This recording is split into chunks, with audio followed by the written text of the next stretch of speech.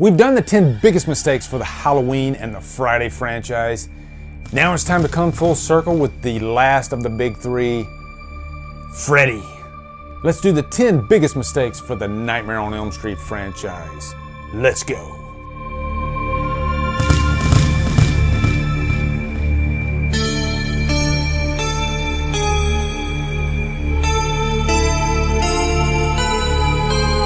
Now, if I can just figure out how to get this thing off without breaking it. Jesus fucking Christ. What is up, guys? It's been a while since we did Halloween and Friday. Now it's time to jump into the Nightmare franchise. Really looking forward to getting into this one because I love this franchise so much. This is my second favorite franchise. I want more Nightmare movies like The Plague.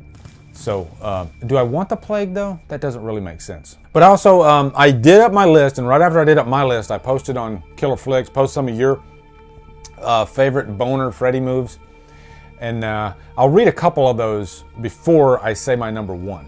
And also, Roller Skate Skinny, my wife's book, has been getting such great praise and word of mouth. And it surprises us. I mean, because a first-time author that writes something this effective, but we're just constantly getting messages in our inbox saying, hey, just wanted to let you know, this book is so effective. This book is really good. And I just can't thank you guys enough for all the positive feedback. And we're so excited that we're going to do another free weekend coming soon. I will post in the info box when that weekend's going to be. But yeah, check out the book. It's still available on Amazon right now. And I'm telling you, as far as like really good layered psychotic characters, I think Delilah's so worthy of a movie. I really do. And I want to try my damnedest to make that happen. I really do. We're dreaming big for this one. But also be sure to look in the info box. I'll have an Amazon affiliate link that you can go and you can buy your own copy of Roller Skate Skinny. And there are a lot of like dreamlike sequences in the book too, which is interesting. And it kind of ties into this countdown that we're going to do here.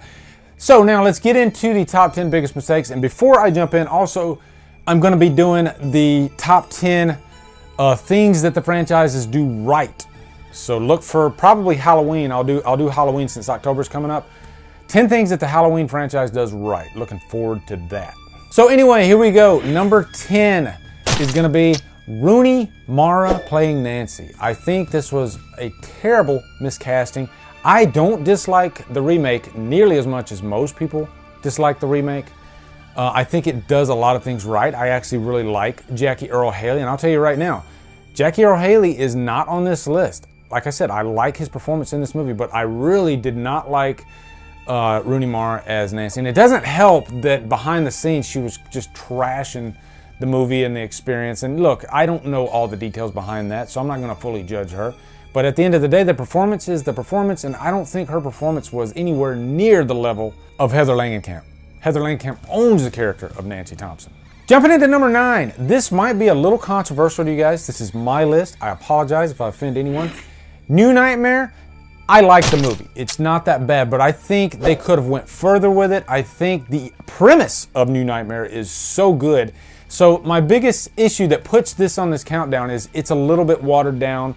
I don't find it as scary as, say, the first 3 Nightmare movies, and I think they had the potential to make this one of the scariest. I mean, you had Wes Craven coming back to direct this thing, so it just didn't live up to my expectations. I can kind of compare this to what was done with H2O for the Halloween franchise.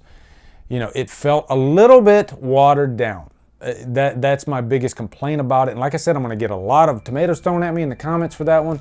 But like I said, my list. Number 8. This was an interesting one. In Freddy vs. Jason, Freddy only gets, I believe, like 1 kill. And Jason gets like 1,000 kills. So I think they could have evened the playing field a little bit in the kills department. I think Freddy, because Freddy's kills are more interesting than Jason's. I mean, you have these great elaborate nightmare sequences, and those were in the movie. But I would have liked to have seen Freddy kill a few more people in that movie aside from just the 1. Number 7 is really the nightmare sequences did kind of suffer after part 3. Yes, there are some fun nightmare sequences in the movies after part 3. But I think those first 3 movies really had the best and, more importantly, the scariest nightmare sequences out of the whole franchise. And I think they went more in like the comedy and spectacle department in the later movies. Yeah, like I said, there are some scary sequences in those later movies, but I think overall those first 3 movies, they really just had a punch with every single one of the nightmare sequences. Number 6, this is more in the character department. I think killing Joey and Kincaid at the beginning of 4 was a mistake. Yes, they should have died, I think, but just killing them like right at the beginning of the movie. And look, this is what they do in 80s slashers. If you're lucky enough to live through one movie, then you're probably going to be dead in the next movie. Hell, even the actor that played Kincaid said he told his friends, when you get to the theater, don't get up, don't get any popcorn, just be there, because if you do, I'm going to be dead. And he was right. And that kind of leads me to number 5, recasting Patricia Arquette with Tuesday Knight as the character of Kristen. And really, it's not their fault. They probably presented the offer to Patricia Arquette. She just didn't take it. And this happens all the time in Hollywood. But, you know, watching part 4, you want Patricia Arquette to be there so bad. To have her mix it up with Kincaid and Joey, you know, to have the gang back would have been great. Really, to have the whole living gang back from 3 in part 4 would have been excellent. Tuesday Knight's okay, but she just looks so different than Patricia Arquette that a lot of times when you're watching the movie, you just can't see her as Kristen. She seems like a different character altogether. Good singer though. Number 4, and this is definitely one of the kills that I really hate, is the karate kill for Rick in Nightmare 4. That is just the dumbest, stupid, because you got Rick just having karate with nobody. He's like kicking air. And the reason they did that is because they had a more elaborate scene in mind, but they ran out of budget to do it. So they ended up just having him kick air to fight Freddy. And it was just really stupid. Number 3, Freddy's Dead. The whole goddamn movie. This movie is one of the worst horror movies ever created. I hate it. Every time I watch it, I get angry with it. It's stupid. But Freddy is really just a parody of himself in this movie. He's not even like threatening to the viewer at all. This whole movie was stupid. And they called it Freddy's Dead, like stating they were going to kill off Freddy for good. And of course, we had more Freddy movies. But I think they did that because the movie was so bad. And in Rachel Talalay's defense, she did get sick in the middle of it, so they had to bring somebody else in to finish the movie. But it's just really bad, really forgettable. Number 2, this is a big one that a lot of people complain about. Too much Freddy comedy after part 3. Part 3 really starts that thing, but part 3 finds that perfect balance. Part 3 is one of the best horror movies out there. You know, I guess of your like the B grade, but it's really one of the best slashers out there. It feels big. And there's a lot of things about part 3 that are going to go into what the franchise gets right in that countdown.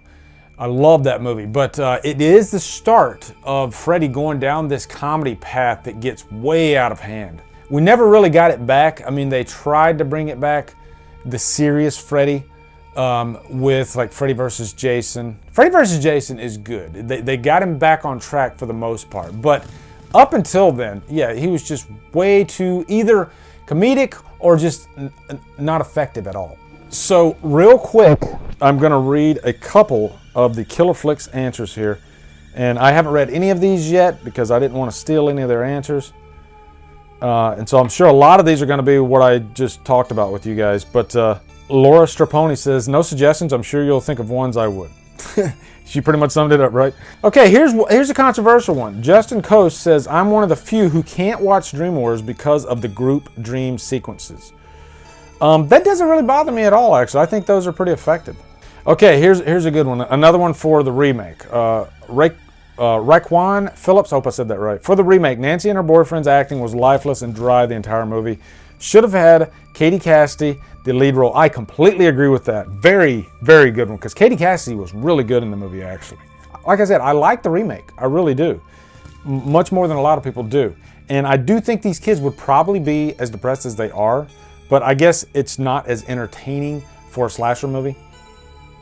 Also, the movie was just a knockoff version of the original, other than the preschool storyline. With Freddy, the movie brought nothing new. The movie was supposed to be a remake of Nightmare on Elm Street, but in the final act, they were taking material from Freddy vs. Jason. Welcome to my world. Yeah, I guess you could say that. Really good one there, actually. And I'll do one more. Dan Wolf, who I just saw today at Hollywood Studios. Gave him a big ol' hug. That was amazing meeting one of the Killer Flicks members there. But he says the wig on Alice's head while she's practicing nunchucks in Nightmare 4. Good one. It's hilarious. And then the number one, and this does involve the Nightmare remake, and I guess that kind of bookends this countdown, making Freddy a pedophile. It's always been in the back of everyone's mind, you know, because this is Freddy killing children. But they never come out and state what exactly he does to children outside of murder them. You know, you never even really think that Freddy molests these children. And it's, you know, they made the decision to bring that out in the remake, and I think that was a huge mistake. When you don't want to do that with a horror icon. You can kind of compare it to what they tried to do with Myers in Halloween 6 by having him rape his niece.